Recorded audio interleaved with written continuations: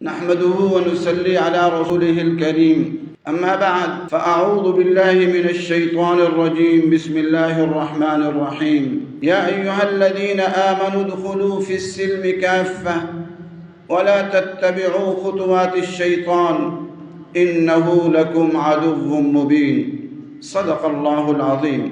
ارشاد باری تعالیٰ ہے، اے ایمان والو کامل اور مکمل طور پر اسلام میں داخل ہو جاؤ اور شیطان کی راہوں پر مت چلو، وہ تمہارا کھلا دشمن ہے۔ آج ہمیں غور کرنا چاہیے کہ آج ہم پوری دنیا میں بے حساب مسائل، مصائب، پریشانیوں اور دکھوں کا کیوں شکار ہیں؟ اس لیے کہ ہم نے دین کے بعض حصوں کو لے لیا اور بہت سارے حصوں کو چھوڑ دیا۔ قرآن میں اللہ تعالیٰ فرماتے ہیں افتؤمنون ببعض الکتاب وتکفرون ببعض، کیا کتاب کے بعض حصے کو مانتے ہو اور بعض کو چھوڑتے ہو؟ فما جزاء من يفعل ذلك منكم الا خزي في الحياة الدنيا، اس کا کیا بدلہ ہے؟ یہ کہ دنیا میں رسوائی ہے۔ ويوم القيامة يردون الى اشد العذاب، قیامت کے دن سخت عذاب کی طرف جھونکے جائیں گے۔ آج امت مسلمہ کی اکثریت کا یہی حال ہے کہ وہ دین کے بعض حصوں کو لے رہی ہے اور بعض حصوں کو چھوڑ رہی ہے۔ اپنے بیوی بچوں کے لیے ہر قسم کی قربانی دینے کو تیار ہے، لیکن دین کے لیے سارے کے سارے عمومی طور پر کہتے ہیں جی ہم اس مسئلے میں نہیں پڑتے۔ آپ جیلوں میں چلے جائیں، جیلوں میں بڑی تعداد جو پڑی ہے 99% وہ دنیا کی خاطر پڑی ہوئی ہے۔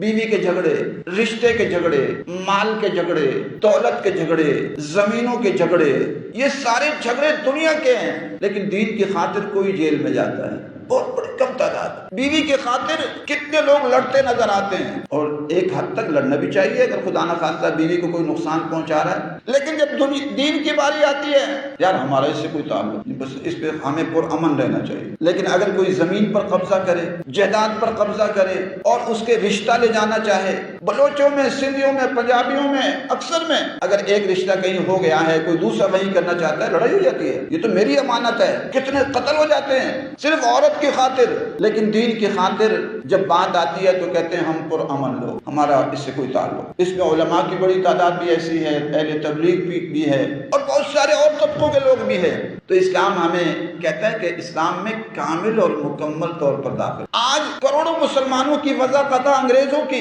کتنوں نے داڑیاں مڈا دی، کتنوں نے داڑیاں چھوٹی کر دی، کتنوں کے سروں سے پگڑی اتر گئی، کتنوں کا لباس انگریزوں کا ہو گیا۔ ہمارے سکولوں کالجوں کے اندر آج صبح ہمارے بچے انگریز بن کر جاتے ہیں۔ اسلامی جمہوریہ پاکستان ہے اور وزیر اعظم صاحب، صدر صاحب، وزراء سارے کے سارے انگریز کے لباس پہن کے بیٹھتے ہیں، اور انگریزوں سے جا کر وزیر اعظم صاحب ہاتھ ملا رہے تھے عورتوں سے۔ ناجائز اور حرام ہے۔ ہماری وزراء ہیں بے پردہ بیٹھتی ہیں، اور تو اور مولانا فضل الرحمان صاحب کے ساتھ بیٹھی ہوتی ہے، وہ بھی کچھ نہیں کہتے، ٹھیک ہے چلو تم ادھر کو ہوا ہو جدھر کی۔ اب ان کے ساتھ مریم نواز صاحبہ بیٹھی ہوتی ہے جو نانی بن چکی ہے، غالباً نانی دادی بن چکی ہے، لیکن لاکھوں کا میک اپ کرا کے بن سنور کر آتی ہے سامنے۔ یہ جائز ہے؟ ناجائز اور حرام ہے۔ تو آج کیوں پھر ہم رسوا نہ ہوں؟ آج انواع و اقسام کے امراض کیوں نہ ہوں؟ آج پورا ملک بے حساب مہنگائی کی لپیٹ میں، بے حساب امراض کی لپیٹ میں۔ کیا ہمارے آباء و اجداد بھی اتنی بیماریاں آتی تھی؟ آج گاؤں بھی بیمار ہیں، شہر بھی بیمار ہیں، کرونا آ گیا، ڈینگی آ گئی، انواع و اقسام کے امراض آ گئے۔ کیوں؟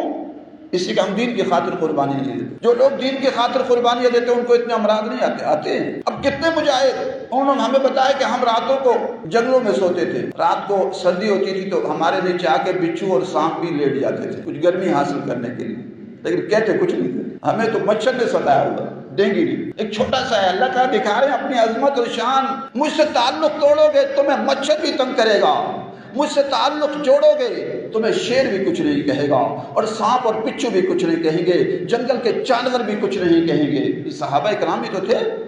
حضرت عبداللہ ابن عمر کو کسی نے بتایا کہ حضرت یہ راستے میں ایک شیر بیٹھا ہوا لوگوں کو تنگ کر رہا ہے، تو آپ چلے گئے، جا کے تھپڑ رسید کیا، فرمایا نکل جائے یہاں سے، ہم تو ایک بلی کو بھی تھپڑ نہ مار سکیں۔ مار سکتے ہیں ایک بلی کو تھپڑ مار کر دیکھیے۔ ارے ہمارا ایمان کمزور ہو گیا۔ وہ جنگلوں میں جاتے تھے، اعلان کرتے تھے ہم آئے ہیں نکل جاؤ، جنگل والے سارے جنگل فارغ کرتے تھے۔ یہاں سارا قانون ہم اہل حق کے لیے۔ ہمارا جرم کیا ہے لال مسجد والوں کہ اس زمانے میں اسلامی نظام کی بات کرتے ہیں، اور انشاءاللہ کرتے رہیں گے، اور جتنے مدارس پہلے ہمارے تھے اس سے کئی گنا بڑھ گئے۔ ہمارے پاس طالبات کی تعداد بڑھ گئی، طلباء کی تعداد بڑھ گئی، تم کیا کر لو گے؟ اس سے لاکھوں گنا بڑھ گئے، اور الحمدللہ بڑھیں گے۔ اور تمہارا یہ طاغوتی نظام سن لو، اب لال مسجد میں نے ابھی نمازی دیکھے بیچارے کہ اس کا ماحول کمزور ہو گیا. اس کی وجہ کیا ہے کہ یہ سارے کے سارے محاصرہ کیے بیٹھے ہیں. بدکاری کے اڈے کا محاصرہ نہیں, زنا کے اڈے کا محاصرہ نہیں, شراب کے اڈے کا محاصرہ نہیں, اور افیون اور چرس بیچنے والے جگہوں کا محاصرہ نہیں. محاصرہ ہے تو کس جگہوں کا جہاں حق و صداقت کی آواز بلند ہو. اب مجھے کہتے ہیں یہ آپ نہ آئیے گا, کیوں نہ ہو, کس لیے نہ ہو؟ ہم تو انشاءاللہ جب تک زندہ ہیں آتے رہیں, اور انشاءاللہ وقت آئے تم جاؤ گے. ہمارے لیے کوئی عدالت دنیا کی نہیں ہے. عمران خان صاحب کے لیے تو عدالتیں بھی فوراً فیصلے سناتی ہیں. نہیں کوئی کچھ نہیں کہا جائے, ہمارے یار ہیں, ہمارے دوست ہیں. انگریز کے یار اور دوستوں کے لیے عدالتیں بھی انگریز کی کھلتی ہیں. اگر ہم اپیل بھی کریں کہ یہ محاصرہ ختم کیا جائے, سنا ہی نہیں جائے گا. لیکن انشاءاللہ اوپر کی عدالت میں ہماری بات گئی ہوئی ہے. اور سنو, انشاءاللہ اب وہ وقت آنے والا ہے کہ تم بھاگو گے. جیسے افغانستان کے اندر وہاں کے سارے امریکہ اور یہود و نصارہ کے ایجنٹ بھیڑ بکریوں کی طرح جہازوں میں بیٹھ کر بھاگ رہے تھے. میری بات یاد رکھنا, وقت آ رہا ہے کہ تم بھی سارے بھاگو گے. یہ سیاستداں بھاگیں گے, یہ جرنیل بھاگیں گے, یہ CTV کے شیطان بھاگیں گے, اور اللہ کی زمین پر اللہ کا نظام آ کر رہے گا. چاہے ہمیں کچھ بھی کہہ لو, ہمیں شہید بھی کر دو, پرواہ نہیں ہے, لیکن بات حق کی کریں گے انشاءاللہ. اللہ کی زمین پر اللہ کا نظام آئے گا. لال مسجد اس طرح بے آباد نہیں رہے گی. لال مسجد آباد ہوگی, اور اس سے کئی گنا زیادہ آباد ہوگی. ہم اس کو 4-5 منزلہ بنائیں گے, اور یہ بھری ہوئی ہوگی انشاءاللہ. ایک وقت آئے گا اور جامع حفصہ کو 4-5 منزلہ بنائیں گے, اور انشاءاللہ یہاں لاکھوں بچیاں پڑھتی ہوں گی, اور اس کی شاخیں اور برانچیں بنائیں گے. یہ ختم نہیں. تم یہ ہے ہمارے حکمران, سیاستداں, جرنیل, ایجنسیاں سب یہود و نصارہ کی ایجنٹ بنی ہوئی ہیں.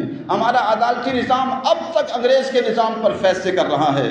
ہم اس طاغوتی نظام کو نہ پہلے مانتے ہیں نہ اب مانیں گے, اور انشاءاللہ اللہ سے تعلق قائم ہے, جڑا ہوا ہے. وہ وقت آ رہا ہے کہ یہ سب بھاگیں گے جیسے افغانستان کے اندر جہازوں میں بھیڑ بکریوں کی طرح بھاگ رہے تھے, جن کو جگہ نہیں ملی, پروں پر بیٹھ گئے, پروں پر, اور پھر وہاں سے گرتے چلے گئے, رسوا ہوئے, ان کا انجام رسوا ہوا. اور انشاءاللہ یہاں بھی ایسے ہوگا. اللہ تعالی ہم سب کو حق سچ کہنے کی توفیق نصیب فرمائے.